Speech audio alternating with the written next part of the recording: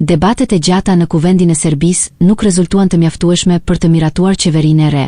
Seanca maraton, që zgjati 8 orë, u ndërpre pa një vendim përfundimtar, duke e shtyr procesin për ditën e sotme. Gjuro Makut, i mandatuari për formimin e ekzekutivit, prezantoi përbërjen e re të kabinetit që përfshin 30 ministra, prej të cilëve 10 janë emra të rinj. Në fjalën e tij para deputetëve, ai theksoi rëndësinë e rikthimit të funksionimit të plotë të institucioneve dhe nënvizoi nevojën për unitet e barazi në të drejta mes qytetarëve. Makut ju referua gjithashtu protestave të gjera që kanë përfshirë vendin muajt e fundit, duke e vendosur fokusin te arsimi dhe mbështetja për studentët. Ai u shpreh se të gjitha shqetësimet duhet të trajtohen brenda kuadrit kushtetues dhe ligjor.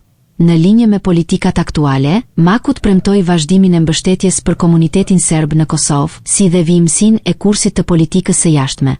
Propozimi për qeverinë e re, së bashku me CV-të e ministrave të rinj, i është dorëzuar kuvendit më 14 prill. Ndërkohë, shqiptarët në parlamentin serb vijojnë të përfaqësohen nga deputeti Shaip Kamberi.